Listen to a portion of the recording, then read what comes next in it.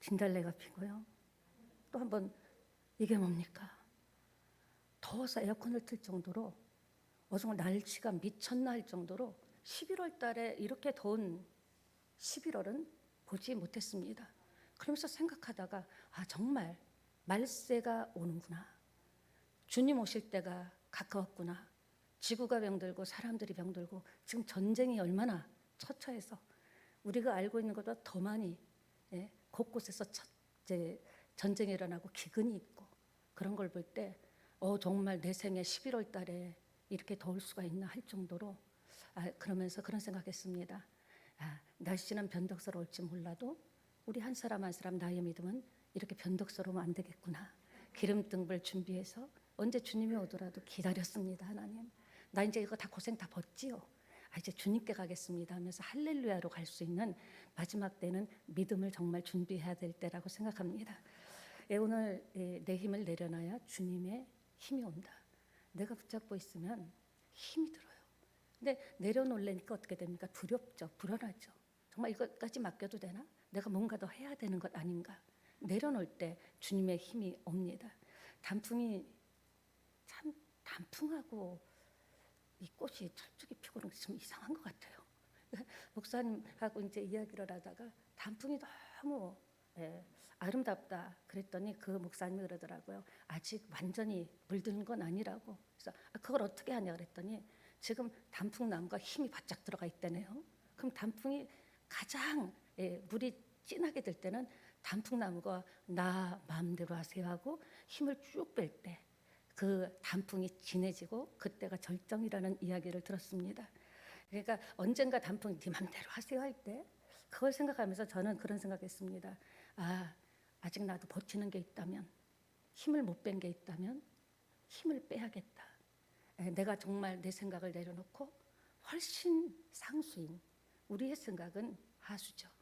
그러나 하수지만 주님의 상수가 보태지면 우리 인생도 상수의 삶을 살 수 있다는 겁니다. 그래서 우리식으로 하면 이 단풍을 뭐로 비유할까? 내 주여 뜻대로 행하시옵소서. 그렇게 힘을 뺀다면 정말 주님의 힘이 강력하게 올 것이라고 저는 확신합니다. 그렇습니다.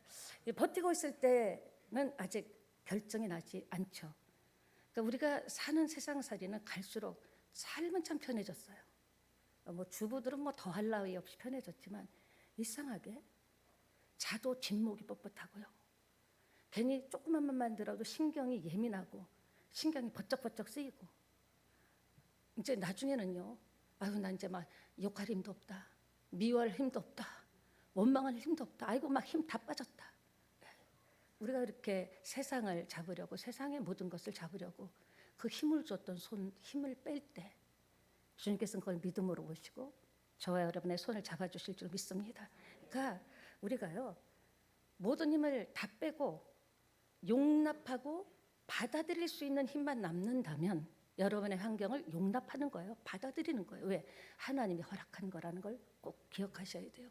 때로는 외로운 골목에 설 때도 있고요. 때로는 달릴 때도 있어요.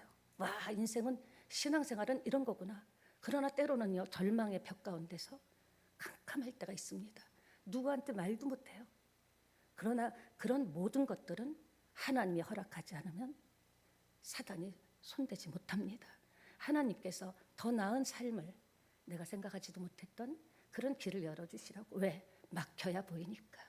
막혀야 내 눈이 세상을 보던 눈이 닫혀야 영안이 열리기 때문에.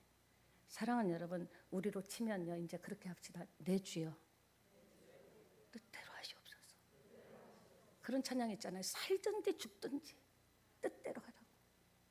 그리할 때 하나님께서 그것을 믿음의 고백으로 보시고 우리가 육의 힘, 내 생각의 힘, 개인의 감정의 힘 이런 것을 쭉쭉 뺄 때 하나님의 능력과 힘이 그 빈 공간으로 흘러들어와서 꽉꽉 채워지리라고 믿습니다. 고린도후서 4장 16절에도 겉사람은 낡아지나 속사람은 날로 새롭도다. 나이 들어가면서 저도 요새 몸부림치는 게 알아서 늙지 말자.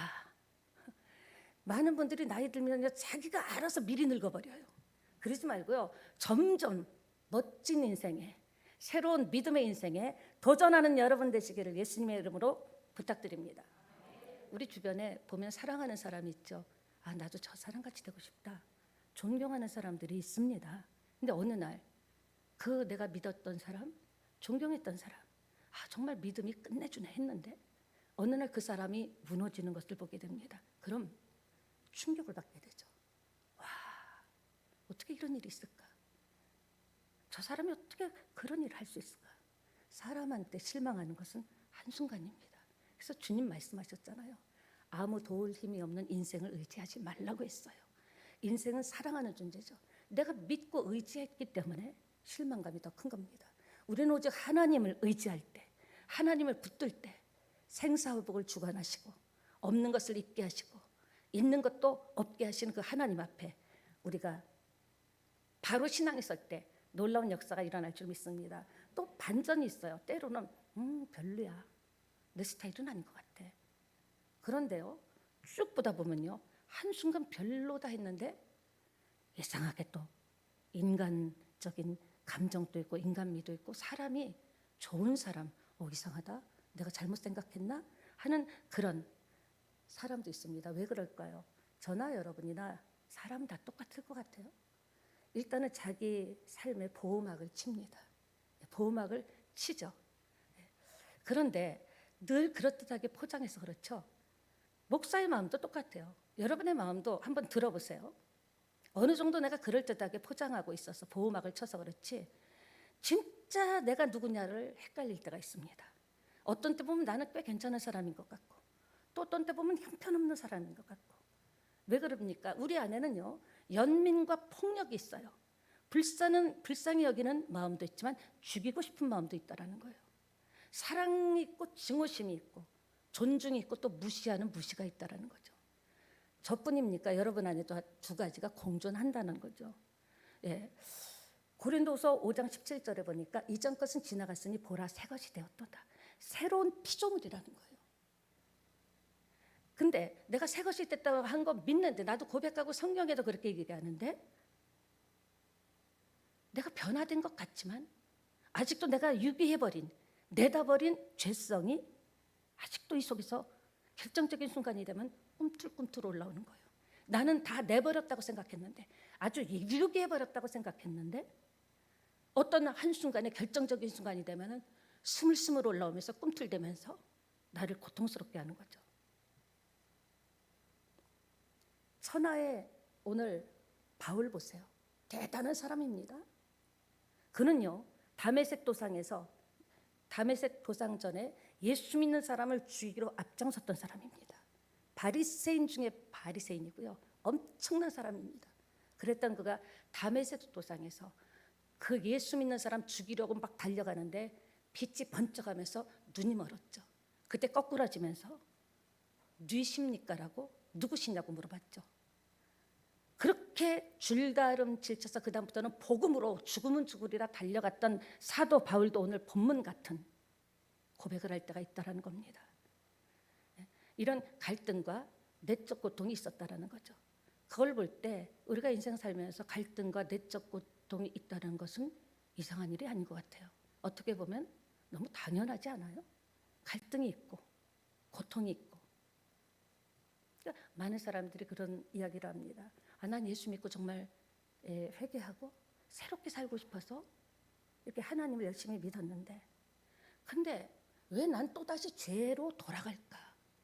왜 또다시 이전의 그 삶으로 자꾸 돌아가려는 그런 마음이 생길까?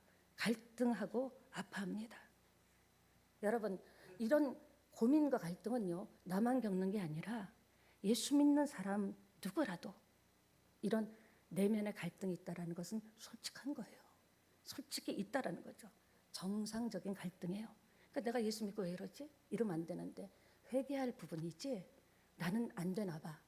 나는 이상한가 봐가 아니라 우리 크리스찬이라면 정상적으로 겪는 갈등이라는 것을 여러분이 꼭 마음에 담아 두셨으면 좋겠습니다. 그렇습니다. 예수 믿고 단숨에 바뀌어서 나는 이제 다시는 죄의 모습은 아이고 끔찍해 기억도 못한다. 그런 사람 없습니다. 목사인 저도 죄에 대한 갈등이 있습니다. 그런데 정말 중요한 것은 단숨에 바뀌는 게 아니라는 거죠. 오히려 이렇게 솔직한 갈등의 고백은 우리에게 절망을 안겨주는 것이 아니라 오늘 사도 바울과 같이 우리에게 오히려 희망을 준다라는 거예요. 여러분이 가지고 있는 갈등은 절망이 아니에요. 오히려 우리에게 뭘 준다? 희망을 줄 수 있다라는 겁니다. 여러분, 그렇다면 한번 죄란 무엇일까요? 죄에 따른 여러 가지 모습이 나올 수 있습니다. 죄에 인한, 예를 들면 우리가 코로나 바이러스 때문에 굉장히 고통스러웠잖아요. 바이러스 하나가 딱 들어오면요, 그 바이러스가 들어온 순간부터 바이러스에 따르는 여러 가지 현상이 나타나죠. 기침을 하고 목이 아프고 콜록콜록하고 으슬으슬 춥고. 마찬가지로 우리가 느끼고 있는 갈등은 죄라는 큰 덩어리가 들어왔을 때, 그 죄가 우리 안에 장착됐을 때 죄로 인한 나타나는 여러 가지 사건들은 이 바이러스와 같다라는 겁니다. 그러니까 죄가 뭘까요? 여러분, 죄가 뭐라고 생각합니까? 우리가 회개 많이 하잖아요. 죄는 무엇인가 여러 가지 모습이 나올 수 있는데요, 우리가 잘 아는 대로 하나님을 거스르는 게 죄예요. 도덕 윤리적인 죄가 죄보다는, 그리고 뭡니까? 슬그머니 하나님을 밀어내는 거예요. 언제나 하나님 없이 못 살겠다고 했는데 하나님 조금만 봐주세요. 제가 요새 굉장히 바쁘거든요. 그래서 하나님이 가득 찼던 자리에서 언젠가 슬그머니 하나님을 밀어내는 게 죄인 겁니다. 또는요, 내가 내 인생의 주인 되겠다고 하는 게 죄라는 거예요. 그래서 그런 하나님에 관계된 죄 때문에 나타나는 현상이 시기질투, 도덕질, 간음, 음란, 이런 모든 것들은 바이러스, 감기 바이러스가 들어왔을 때 나타나는 현상같이 하나님에 대한 그 은혜가 이렇게 잘못되면 그로 인해서 세상이 말하는 죄하고 다르죠. 내가 하나님을 밀어내고 있는 건 아닌가. 내가 하나님의 말씀보다는 내 의견을 더 주장하는 건 아닌가. 하나님 보실 때 그게 죄라는 거예요. 그래서 그 죄로 인해서 주님과 멀어지게 되고 죄책감이 들고. 그러니까 모든 거는 뭐다? 죄 때문에 일어난 거라는 거죠. 그러니까 여러분이 하나님과의 관계가 회복된다면 그런 여러분 인생에 나타나는 현상들도 어떻게 된다? 회복될 수 있다라는 거예요. 내가 싸워서 되는 게 아니에요. 육체의 정욕을, 저도 뭐 좋은 거 먹고 싶죠. 좋은 데 살고 싶죠. 그 육체적인 정욕은요, 우리의 힘으로는 이뤄낼 수 없어요. 그냥 좋은 해변의 비치에 산다면요, 타워 팰리스에 살고 싶은 것이 인간의 본능입니다. 근데 마찬가지로 우리가 죄, 하나님과의 관계가 해결되면 여러분이 갈등하고 아파하고 여러분이 쉬 바뀌지 않는 것들은 어떻게 된다? 해결될 수 있다는 겁니다. 그렇습니다, 사랑하는 여러분. 사도 바울 같은 대사도 바울도 대단하잖아요. 회심하고 극적인 중생을 거듭남을 체험했음에도 불구하고 저런 고통을 겪었다면 이 사망의 몸에서 나를 누가 건져내랴. 우리야 오죽하겠습니까? 근데 그 사도 바울의 고통도 우리가 이상하게 볼 것은 아니라는 거죠. 왜냐? 예수 믿고 나서 저 모양인가? 여러분과 저 안에도 갈등이 없습니까? 바울은요, 엄청 심했습니다. 믿음의 고백 후에 로마서 7장 15절을 현대화 성경으로 보면 나는 내가 하는 일을 도무지 할 수가 없습니다. 사도 바울이 이렇게 얘기하는 거예요. 내가 해야겠다고 생각하는 일은 하지 않고 오히려 내가 하지 말아야겠다는, 하면 안 된다는 그 일을 내가 자꾸 하고 있습니다. 그러니까 우리는 연약하다라는 것을 인정해야 돼요. 나는 이길 수 없다라는 것을 인정해야 돼요. 나는 무너질 수밖에 없다라는 것을 인정해야 돼요. 나는 투덜댈 수밖에 없다라는 것도 인정해야 됩니다. 말씀대로 산다는 게 쉽지 않다라는 거예요. 우리는 원래 하나님의 형상대로 지음을 받았잖아요. 하나님 보시기에 좋았더라였거든요. 그러나 아담의 죄가 들어온 이후로 그 죄 때문에 우리에게 뿌리 깊이 박힌 것이 뭐냐? 죄성이에요. 애기들도요. 애기들은 죄가 없을까? 아니죠. 제가 이 간증을 너무 많이 해서 한 번 더 하겠습니다. 우리 딸이 어렸을 때 빵을 하나 내가 사줬어요. 엄마도 줘 그랬더니 딱 보더니 딱 잘라. 그러더니 무게를 달더라고요. 누가 가르쳐줬습니까? 여러분이 자녀를 거짓말하는 학원에 보냈습니까? 아니잖아요. 인간은 아담이 범죄한 이후로 태어날 때부터 이 속에 죄성이 있다라는 거예요. 나만 그런 게 아니라는 거예요. 누구나 그런 거고 죄성이 나타나는 것은 이상한 일이 아니라는 거죠. 그걸 우리가 알아야 됩니다. 즉 말씀대로 사는 것은 쉽지 않다라는 거죠. 오늘 14절 15절에 보면 우리 안에 이 두 가지 본성이 있는데 하나님의 형상으로 지음을 받았는데 아담의 죄가 들어온 이후로 뿌리 깊이 박힌 게 뭐다? 죄성이다. 아담으로부터 시작된 거죠. 또 하나의 성격과 성품을 말하고 있습니다. 양심이 있죠. 우리는 다 있어요.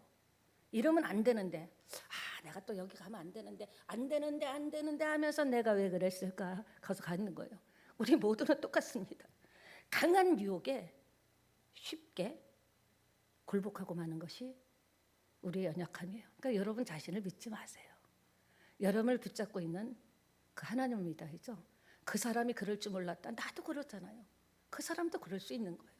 그럴 때 우리가 그리스도를 바라보게 되죠. 그러니까 사도 바울도 나는 내가 원하는 걸 행하지 않고 도리어 원하지 않는 것을 행한다. 어떻게 하면 좋겠냐? 그럼 우리는 어떻게 했으면 좋겠습니까? 나의 갈등이 뭡니까? 여러분의 갈등이 뭡니까? 저의 갈등이 뭡니까? 마음과 달리 행동을 반대로 한다는 거예요. 이렇게 하리라 결단했는데, 그러니까 진짜 미칠 것 같은 거예요. 뭐지 진짜? 내 마음이 진짜가 뭐지? 내가 원하는 건 행치 않고 원하지 않는 걸 하고 있네. 갈등이 오는 거. 그럼 나는 뭐야? 거기서 사도 바울과 같이 우리는 울부짖게 되죠. 이걸 딜레마라고 합니다. 나는 왜 좋은 일을 하려고 하는데 안 되고 자꾸 이렇게 살까? 내가 입을 닫고 다시는 다른 사람 얘기를 하지 않고 남의 욕을 안 하겠다고 그렇게 결단을 했는데도 왜 어느 순간 입이 열릴까?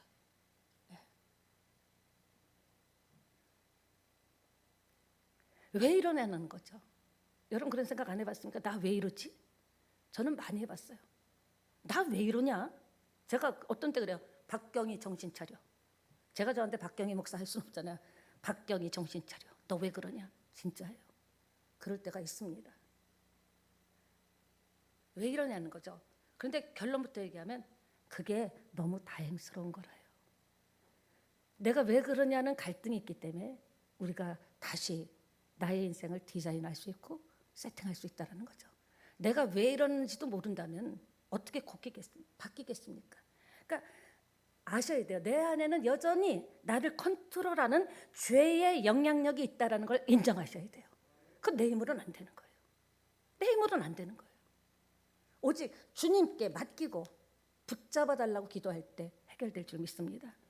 네, 이거 두 마음이 막 충돌하는 거예요.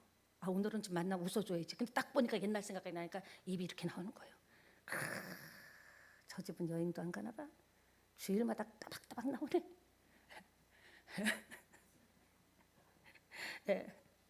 그러니까 성경을 좀 알게 되고 선행을 하고 좀 도덕적으로 내가 좀 산다고 하면요, 굉장히 자기가 괜찮은 사람인 줄 압니다. 저는 제가 얘기했잖아요. 하나님이 박 목사 일주일만 시간을 줄게. 저 찾지 마시라니까요. 저를 목사 만드신 것은요 딱 하나예요. 내가 목사 안 되면요, 진짜 어느 나라가 있을지 모릅니다. 대단해서 목사를 세운 것이 아니라 이 박경희는 목사로 딱 이렇게 코를 끼워놓지 않으면 뭔 짓을 할지 모른다. 오늘까지 여기까지 오게 된 겁니다. 그러니까 여러분 자신을 믿지 마세요. 사도 바울은요, 나는 깨달은 거예요. 나는 죽는 날까지 죄와 싸워야 되는 존재구나. 내가 대사도가 됐지만 우리도 마찬가지예요. 하나님 나라 입성하는 그날까지 저와 여러분은 마음속에 끊임없이 일어나는 죄성을 우리가 기도로 눌러버리고 다스리고 이겨나가야 될 줄 믿습니다. 네. 여러분 우리가 인생 살다 보면요, 교회 안에서도 그런 게 보일 수도 있어요. 참 모순이다, 불일치다, 뭐 나름대로 다 생각했죠. 이건 아니다. 신앙생활하면서 제일 괴로운 게 그겁니다. 자기 자신이 참 모순적인 것 같고 자기 자신이 이건 아닌 것 같고. 여러분 가만히 보면요, 성경을 알고 선행을 하고 좀 착하게 산다는 사람이 더 괴롭다 그랬죠. 병으로 고통당하는 분들 가족도 있고 뭐 있죠. 돌봐주기 힘든 게 뭔지 아십니까? 나는 최선을 다해서 돌봐주는데 정말 최선을 다하는데 고마우면서도요, 아픈 사람 자꾸 가시가 돋는다라는 거예요. 고마운 거 아는데 자꾸 아프다 보니까 가시가 돋아가지고 간호해주는 가족들을 그렇게 힘들게 하는 겁니다. 뭐라 하고 짜증을 내고, 근데 속에는 고마움을 알면서도 그렇게 짜증을 내고 힘들게 하고, 어떤 때는 우리도 살다 보면 없는 소리도 나오잖아요. 사람이 인생 살다 보면요 진짜 없는 소리가 나와요. 그리고 자기가 입을 통, 너 왜 이러지? 없는 소리도 나오잖아요. 인생 살다 보면. 이게 인생이라는 겁니다. 인생일 수 있다는 것을 여러분이 알고 가셔야죠. 내 힘으로는 절대 바꿔지지 않는다는 것을 알고 가셔야죠. 안 그러면 내가 신앙생활 10년 했는데 변한 게 하나도 없네. 올해가 벌써 11월이 됐는데 열매가 없네. 우리는 천국 가는 그날까지 주님을 붙잡고 주님의 인도를 받아야 될 존재라는 것을 인정하는 저와 여러분 되기를 원합니다. 예, 개척 초기에 겸손해 보이는 청년이요, 예, 갑자기 오더니 어려운 질문 하나 해도 되겠습니까? 그때 제가 예수 믿고 초짜잖아요. 처음 목회를 했는데 뭘 알아요. 알기는 장례가 났는데도요 책을 뒤져갖고 그림을 그려가면서요 다 뒤져보고 그림을, 버스가 있다, 관이 있다, 이렇게 간다, 그림을 그려가면서 연습을 했습니다. 그 형제가 어려운 질문, 저 여러분 앞으로도 저한테 어려운 질문 좀 하지 마세요. 어려운 질문 하는데 식은땀이 야 이것도 나 모르는 얘기하면 어떡하지? 식은땀이 나서 뭐냐 그랬더니요,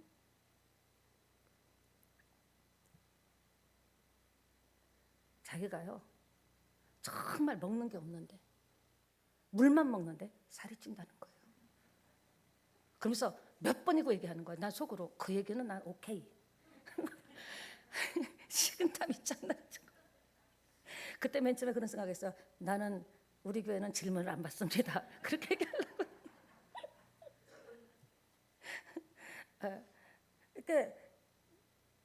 그렇게 얘기하는 거예요. 그래서 자기는 물밖에 안 먹는데, 그래서 제가 물어봤어요. 물같이 먹은 게 뭔데? 밥을 물같이 먹었어? 짬뽕을 물같이 먹었어? 물같이 먹은 게 뭐냐니까 화를 내더라고요. 짜증을 내고 갔어요. 그 이후로 소식이 없었던 것이었다. 그거 막 화가 나고 열받았나 봐요. 또 개척 초기엔 정말 질문이 많았습니다. 또 어떤 여자 형제가 자기는 구원받은 게 맞는지 모르겠대요. 예수는 믿고 다니는데 집사는 안 됐을 때거든요. 구원받는지 모르겠다고 막 갈등이 된대요. 요즘 죄를 짓고 있는데 진짜 자기가 예수 믿는 사람인지 아닌지 갈등이 된다라는 거예요. 그래서 제가 그렇게 얘기했어요. 왜 고민하는지 알아요? 왜 갈등하는지 알아요? 예수 생명이 들어왔기 때문에 그래요. 저와 여러분도 뭐 사는 게 인생 그런 거지 뭐, 다 그런 거지 뭐, 나만 그러나? 그렇게 살았잖아요. 그러길래 미안해 이러고 살았는데 저도 여러분도 그럴 거예요. 예수 믿고 나서 변한 게 뭐냐? 갈등이 옵니다. 왜? 예수 생명이 들어오니까. 예수님이 나는 빛이라 그랬잖아요. 빛이 쫙 비춰지니까 이게 선악을 알게 되는 거예요. 그러니까 내면적으로 잘 안 되니까 갈등이 일어나는 거죠. 또 왜 그렇습니까? 예수님이 이제 주인 됐기 때문에 내 마음대로 해도 뭔가 이렇게 땡기는 거예요. 하나님의 뜻대로 해야 되는데, 그런 이유가 뭐냐? 예수님이 내 주인 됐기 때문에 갈등이 일어나는 것은 뭐다? 우리가 예수가 없다면 뭐 그런 고민할 필요가 뭐가 있어요? 열심히 살고 땀 흘리고 살고 잘 먹고 잘 살면 되죠. 예, 그래서 이런 갈등을 하는 사람들이 생각보다 많다라는 겁니다. 대충 사는 사람은 갈등 안 해요. 근데 말씀 앞에 사는 사람일수록, 기도하는 사람일수록, 하나님을 사랑하는 사람일수록, 말씀대로 된다는 것을 믿는 사람일수록 이런 고민과 갈등이 있다라는 거죠. 이것도 여러분 정상이라고 믿게 되시기 바랍니다. 신앙이 무엇입니까? 갈등 속에서 승리하는 거예요. 어려움 속에서 이겨나가는 것이고요. 여러 가지 문제 속에서 버티는 게 신앙이죠. 행함만 보면은 문제가 있죠. 저부터 문제가 있죠. 그러나 행함보다 먼저 원함이 있다는 것에 우리는 주목해야 돼요. 이전에는 원함도 없었습니다. 그런 원함도 없었어요. 그러니까 하나님께서, 예수님께서도 그렇죠. 겟세마네 동산에서 베드로 나를 위해서 좀 기도해 달라고 예수님께서는 이제 십자가 지시기 위해서 피땀 흘려 기도하는데 와보니까 쿨쿨 자고 있는 거예요. 그때 베드로를 혼내지 않았어요. 마음은 원이로되 육신이 약하도다. 하나님은 혼내시는 하나님이 아니십니다. 여러분의 원함을 아시는 거예요. 아직 행함까지 가진 않았지만 여러분이 진짜 원하는 게 무엇인지 알기 때문에 베드로를 책망하지 않고 혼내지 않고 그냥 마음은 언니로 돼 하면서 우리의 마음을 원함을 봐주셨다라는 거죠. 그렇습니다. 예, 때때로 우리가 예수 믿지만요, 주변의 사람들이, 가까운 사람들이 멸시하고 조롱할 때가 있어요. 그 결과물이 뭔데? 그 어떻게 됐는데? 뭐 어쩌라고? 예수 영접한 사람 우리가 무너지고 쓰러지는 현실은 유쾌한 현실이 아니죠. 속상하죠. 때때로 주변 사람들의 아이고 집사가 돼가지고 아이고, 그것도 가족들이 그럴 때는 굉장히 괴롭습니다. 절망과 탄식이 나오죠. 그러니까 우리가 주목해야 될 게 뭡니까? 죄를 지었을 때 우리에게 절망과 탄식이 있다는 게 기가 막힌 거예요. 여러분 보세요. 죄로 인해 애통함은요, 불신자들에게는 없습니다. 양심의 가책은 있겠지. 그러나 그 죄 때문에 가슴을 치면서 회개하면서 눈물을 흘리면서 나는 하나님 아니면 알 수 없다고 사는 사람은 불신자들에게 없어요. 죄책감은 영생을 받은 사람에게 있는 겁니다. 무슨 말입니까? 어떤 그 사실과 우리가 그러니까 직면해야 돼요. 예, 화내지 말고요, 답답해하지 말고요, 내 현실과 사실을 직면해서 용기를 내서 봐야 됩니다. 내가 지금 어떤 상태인지. 심지어 자신을 속이고 그냥 덮고 넘어가려는 것도 있거든요. 우리가 아는데도. 그래서 인생의 함정에 빠진다라는 거죠. 하나님께서는 범죄한 아담에게 아담아 내가 어디 있냐, 몰라서 물은 것 아니에요. 너 상태를 좀 보라는 거죠. 그 아담이 숨어서, 죄 때문에 부끄러워서 숨었다고 고백했죠. 여러분, 사실과 직면해야 돌아올 수 있습니다. 사실과 직면해야 우리는 바뀔 수 있습니다. 그것을 부인하면 안 되고 감추면 안 되는 거예요. 그래, 나 지금 이런 마음이야. 그래, 내 삶이 지금 이래. 그래야 할 때 회복할 수 있고 회개할 때 능력이 임할 줄 믿습니다. 그러니까 내 약함을 인정하는 것, 거기서부터 저는 신앙이라고 생각합니다. 출발이라고. 그래, 나도 이렇게 모순적인 존재야. 그러니까 사회생활 할 때도, 교회 안에서도 나도 모순적인 모습이 있잖아. 그럼 그 사람도 모순적인 모습이 있겠지. 믿지 않는 사람은 또 오죽하겠습니까? 이렇게 나는 나 자신도 불일치하는 존재라는 것을 인정할 때 가정에서도, 직장에서도, 사회생활도, 여러분 삶의 터전에서도 훨씬 우리가 마음을 기쁘게 살아갈 수 있다는 거죠. 어떤 사람이 진짜 힘든 사람인지 아십니까? 힘들게 하는 사람인 줄 아십니까? 지나치게 자기 확신이 강한 사람이에요. 이건 이거라는 거예요. 때려잡아도, 망치로 두들겨 패도 나는 이건 이거라는 사람 참 힘듭니다. 자기 확신이 아니라 우리는 하나님을 확신해야 될 줄 믿습니다. 하나님이 나를 붙들어 주시면 된다라는 확신이 있어야 돼요. 해결하는 길이 뭘까요? 이런 믿음이. 인간의 약함과 모순과 불일치를 인정해야 되는 거예요. 그래, 내가 왜 이러지가 아니라 그래, 나는 그럴 수 있는 사람이야. 그래, 실수할 수도 있고 실언할 수도 있고 한다고 했다가 못할 수도 있는 사람이야. 이렇게 자기를 인정하는 것. 그러니 하나님 나를 불쌍히 여겨달라고. 이런 모습이니 하나님 없이 난 살 수가 없다고. 그게 저는 기도고 신앙 고백이라고 생각합니다. 이번에 다니엘 교대를 통해서 첫날에 제가 올해도 참 용서에 대한 얘기를 많이 했는데 전 또다시 너무나 은혜를 많이 받았습니다. 아, 용서하는 것은 그 사람을 위해서가 아니라 내가 살기 위해서 하는 거구나. 주님이 나를 용서해 준 것 같이, 내가 너희를 용서한 것 같이 너희도 용서하라. 여러분, 용서 많이 하고 살아야 된다고 생각합니다. 왠지 아십니까? 용서받을 일이 얼마나 많아요. 닦아놓고 얘기해서. 저나 여러분이나 크리스찬이지만 하나님은 모든 것을 다 보시는데 용서받을 일이 얼마나 많습니까? 만약에 언젠가 하나님 앞에 섰을 때요, 주님의 용서가 없다면 우리는 살지 못합니다. 그래서 용서 많이 하고 살아야, 저는 여러분들이 은혜 받고 축복 많이 받고요, 그렇게 능력 받고 사는 것도 중요하지만 누구보다도 용서 많이 하고 사는 게 중요하다고 생각합니다. 왜냐? 주님 앞에 엄청 용서를 받아야 될 사람입니다. 저나 여러분이나. 내가 엄청 용서받을 사람인데 우리에게 죄 지은 자를 용서해 준 것 같이 나의 죄를 용서해달라?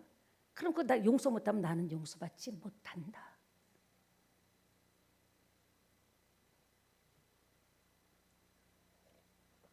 주님 앞에 서야 되기 때문에 이 땅에서도 내가 풀면요, 땅에서 풀면 하늘에서 풀린다 그랬어요. 내가 먼저 풀면 그가 인정을 하든 안 하든 하나님은 만져주실 겁니다. 여러분, 오늘 새 찬양교회 오신 모든 여러분, 오늘날까지 살면서 얼마나 많은 상처가 있습니까? 어떤 분은 상처가 굳은 살같이, 발뒤꿈치 굳은 살같이 박힌 분도 있을 거예요. 얼마나 많은 눈물과 애통함과 서러움이 있었습니까? 용서합시다. 그래야 용서받고요. 오죽하면 고든 나무는 있어도 고든 사람은 없다고 했습니다. 인생에는 선한 것이 하나도 없는 거예요. 인정하고 가야 돼요.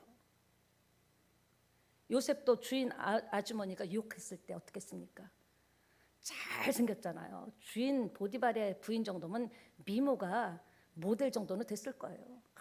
자기야 나 좀 봐봐. 막 남편이 보디발이 출장 갔을 때 막 옷을 잡아 끌었을 때 요셉이 어떻게 했습니까?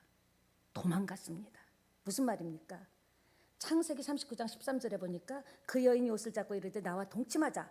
그러나 요셉이 자기의 옷을 그 여인의 손에 버려두고 도망가니라. 인간이 약한 걸 아시고요, 도망가라는 거예요. 죄질 자리에서 그 자리를 떠나셔야 돼요. 도망가야 돼요.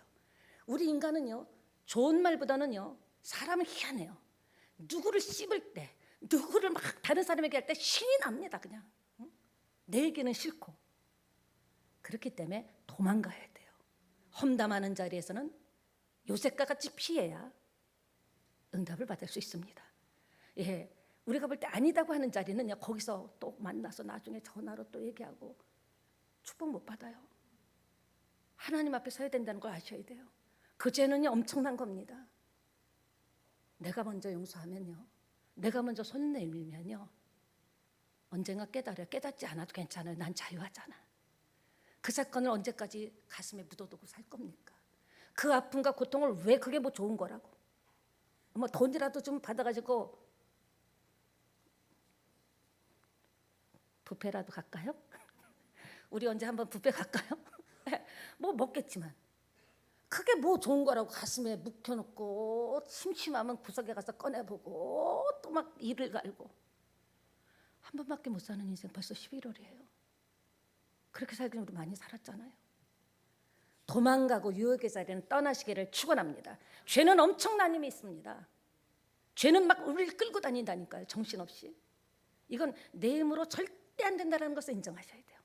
내가 어지간히 믿었으니까 이제 이 정도는 이길 수 있어. 아니요. 못 이겨요.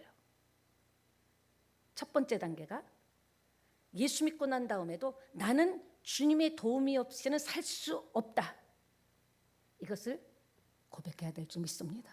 따라합시다. 나는 주님 도움 없이는 살 수 없다. 이걸 딱 인정하는 순간 여러분 바뀝니다. 믿음으로 산다는 게 뭐예요?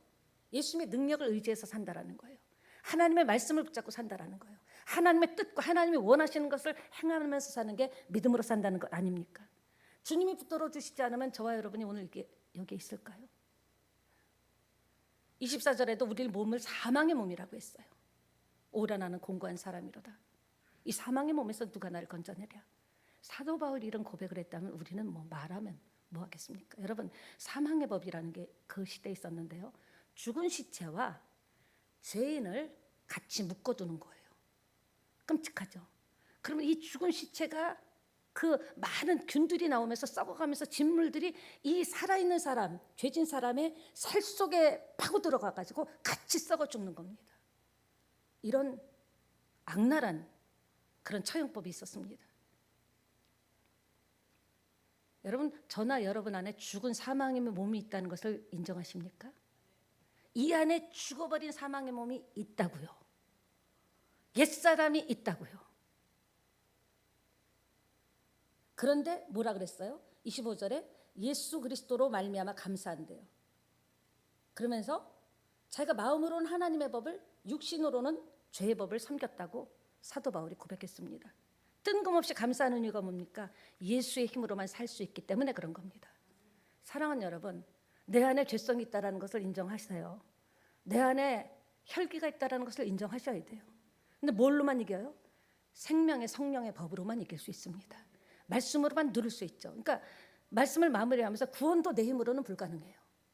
우리 힘으로 어떻게 구원을 받습니까? 예수님이 주시는 거죠. 인생을 사는 것도 내 힘으로는 안 되는 거예요. 주님이 붙잡아 주면요, 된장찌개에다가 두부 부쳐 먹어도 행복한 거예요. 근데 근심 없는 복을 받아야죠.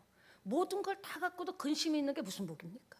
돈을 깔고 누워서도 밤잠을 못 자는 게 무슨 큰 평소에 살면서 근심이 있는 게 무슨 복입니까? 초가삼간에 살아도 오손도손하고 가족끼리 사랑하고 그냥 된장찌개 하나도 맛있다고 먹고 그게 행복이 아닐까요? 예수의 힘으로 사는 게 믿음으로 사는 건 줄 믿습니다. 오병이어의 기적을 보세요. 그 불가능한 일을 예수님만이 해결할 수 있었습니다. 광야에서 5천 명을 먹이는 거 불가능합니다. 지금 이 시대도요. 우리 기장에서도 5천 명 하면요, 해운대 경찰까지 다 나올 겁니다. 불가능한 일이에요. 예수님이 개입하면 돼요. 여러분의 불가능한 문제 예수님이 개입하면 됩니다. 그걸 믿으셔야 돼요. 주장하셔야 돼요. 불안하고 답답하고 걱정이 될 때마다 아니야, 하나님이 나와 함께 계셔. 내 삶의 주인이셔. 하나님이 나를 인도하고 계셔. 그리할 때, 믿음의 길을 걸을 때 성령을 보내주셔서 우리가 그렇게 살 수 있도록 도와주실 줄 믿습니다. 말씀을 마무리합니다. 예수를 믿고 예수님을 의지하고 예수님 안에서 보면 모든 것이 가능합니다. 그러나 나를 보고 내가 가진 것을 보고 내가 아는 것을 보면 불가능한 거예요. 예수님만이 해결사이십니다. 예수님이 왜 이 땅에 오셨습니까? 하나님이신데 사람의 옷을 입고 왜 이 땅에 오셨습니까? 예수님만이 해결할 수 있기 때문에. 왜 예수님 부활승천하시고 성령을 보내주셨습니까? 성령님만이 해결할 수 있기 때문에. 그런 저와 여러분 되시기를 축원합니다. 찬양 드리고 가지고 나온 문제 놓고 기도하겠습니다.